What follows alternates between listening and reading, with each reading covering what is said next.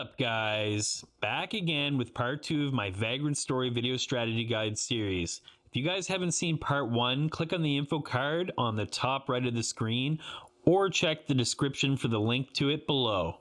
As always, guys, please hit the like button, subscribe, and please comment to get that YouTube algorithm going so you guys can help me get more content like this to more people. Even if you just tell me how much you don't like my stupid voice and hope I burn in a fire. Emotional, damn it! Got a quick trivia question for you guys. When fighting an enemy, use repeated cure or risk lowering items and eventually something appears above the enemy's head. If you know what it is, comment below. The answer will be at the end of the video. On the last video, we learned about how our HP, MP, and risk are lowered and increased, how to use the map if you get lost, how battle abilities are mapped to the controller's buttons, how to learn new chain and defense abilities, how to chain attacks together, how cool you look while playing Vagrant Story, how to earn points to unlock break arts, we learned what break arts are, and finally we learned where to find how many more points you need to unlock the next break art.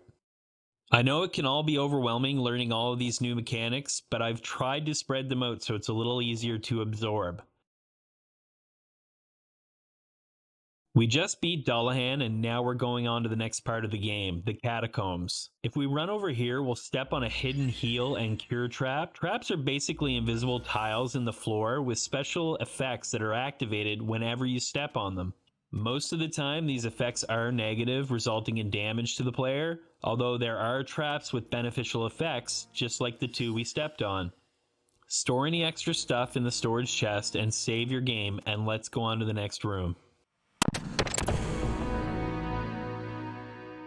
In this room, you'll encounter a bat and a new enemy called a hellhound. They're not much stronger than the wolves, but they can use a flame breath attack. It's not a spell though, so feel free to use the reflect damage defense ability against them. After beating the enemies, move north through the door.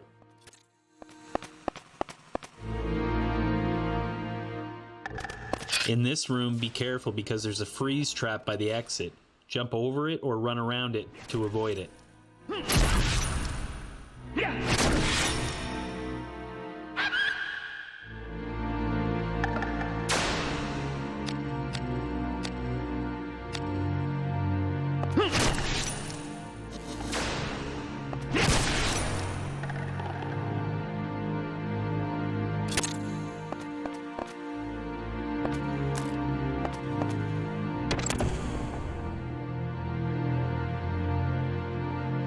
In this room, there's a bat and two skeletons. Just try timing your targeting sphere to open just as the bat comes into range.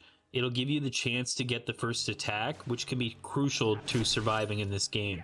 Attack the skeletons that are lying on the ground and try to kill them before they're able to stand up and perform an attack on you. Preemptive attacks on enemies and using your range to your advantage to try to get multiple attacks in on an enemy are the bread and butter of these lesser enemies.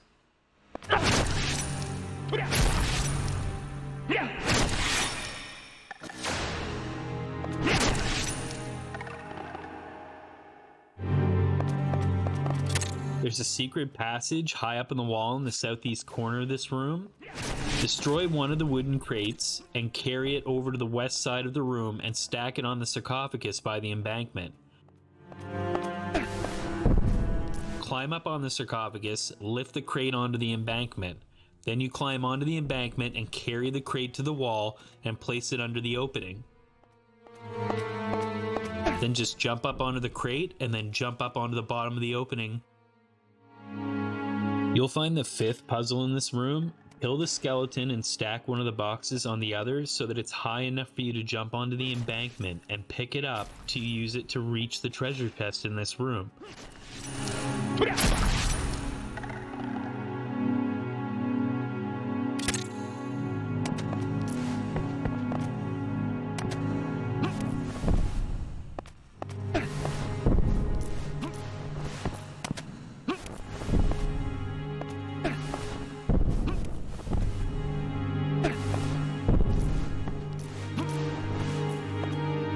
The pink squirrel is going to be our blunt weapon for now.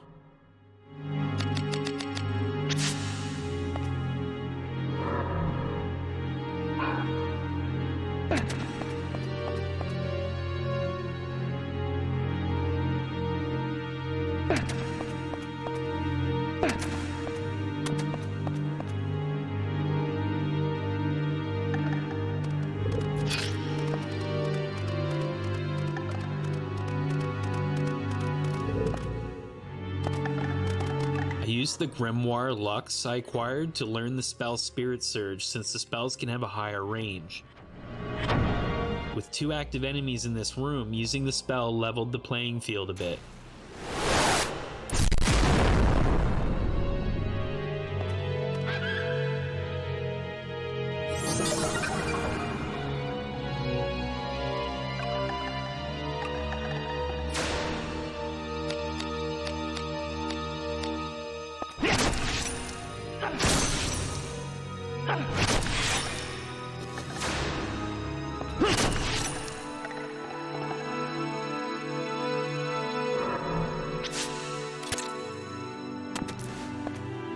The door to the north is rusted shut, so take the one to the east.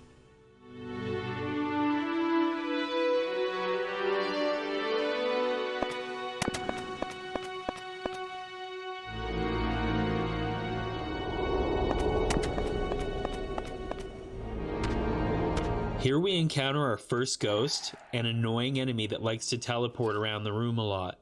Wait until it gets close enough and then just pummel away until it dies.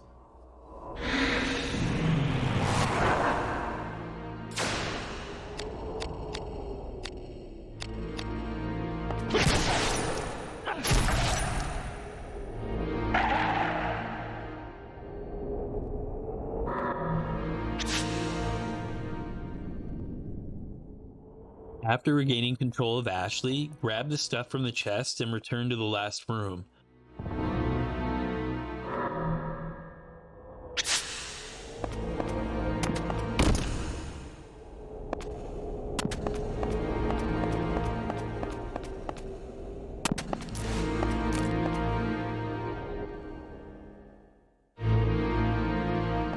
An earthquake occurs and loosens the rust from the door you couldn't open before. You can re-enter the last room if you wish to find a large gaping chasm and the ghost now spawning as a regular enemy. Otherwise, proceed north.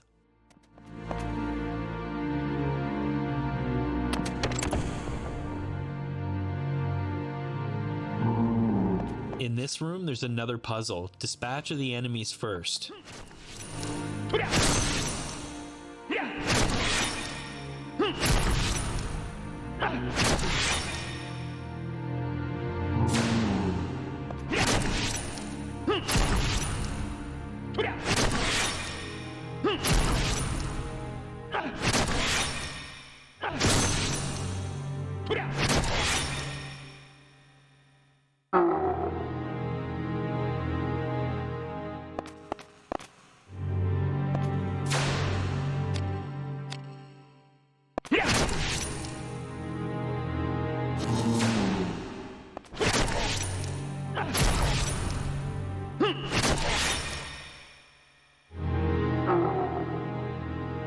Push the heavy box to the west wall, then place the other box onto it to be able to jump up onto the ledge and enter the door.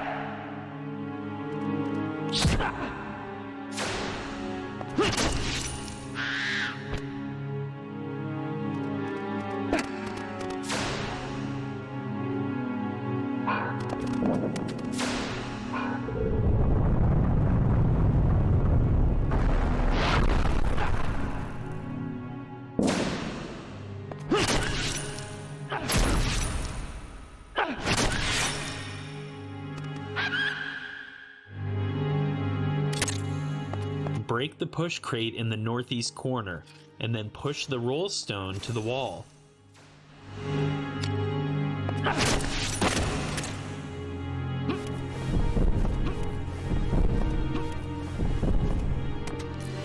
Use it to ascend the wall, and then push the push crate once to the west to climb onto it to reach the chest.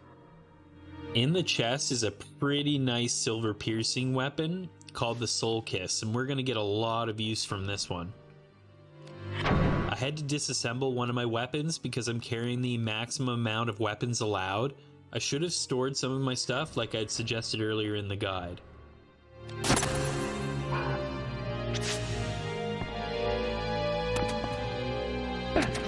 I equipped the Soul Kiss since it's really good against undead enemies, and we have a few of those to dispatch ahead.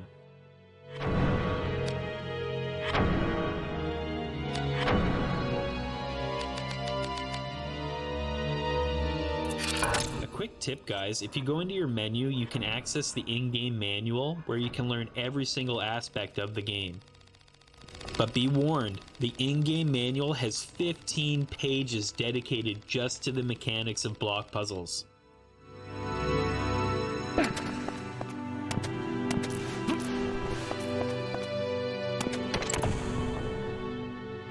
There's multiple ways of solving the puzzle in this room, but just follow along with what I do and you'll be done in no time.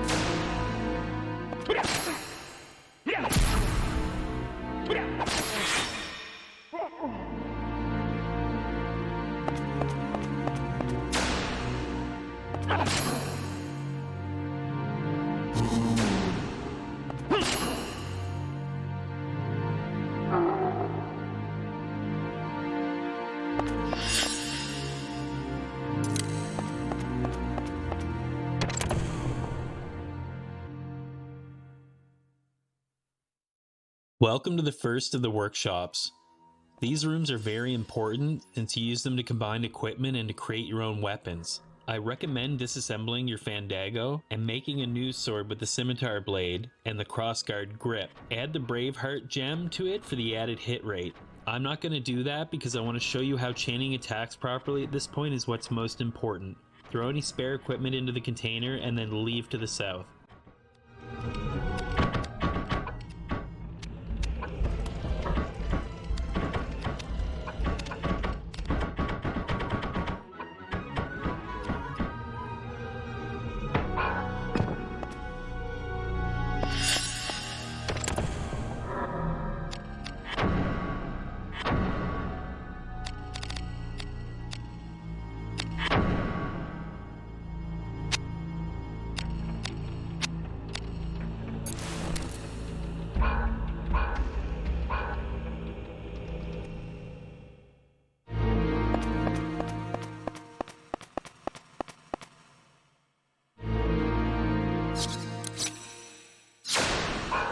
Remember to use everything we've learned up until this point. Experiment with different chains if you want, defense abilities, unlock weapon skills, gain battle points.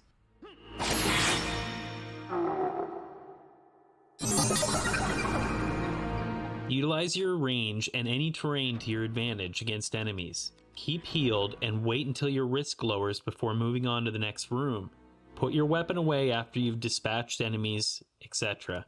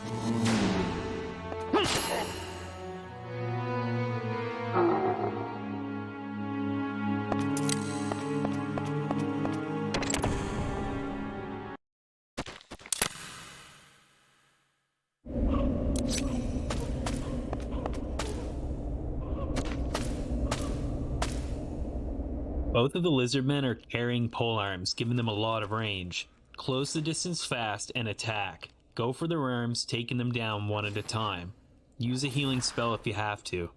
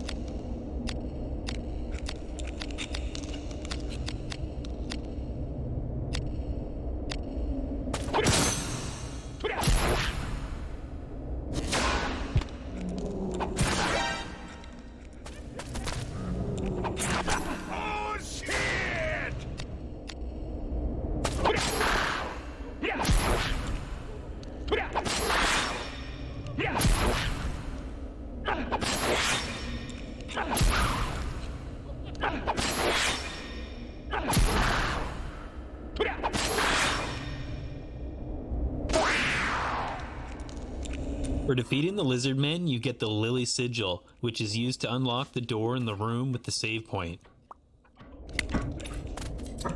Travel back to that room, store any equipment in the workshop that you don't need, and unlock the door leading to the sanctum.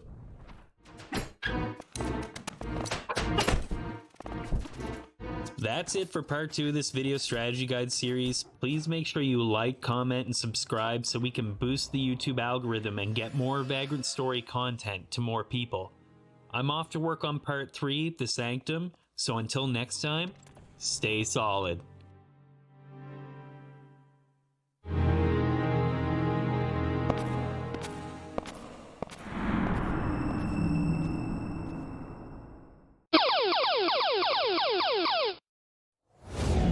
At the beginning of the video, we asked if you knew what happened if you repeatedly healed an enemy during combat. After about 4 heals, this bat started to attack enemies for us and followed us around. The icon that shows up above it is a heart. If information like this won't get you laid, nothing will. You're welcome.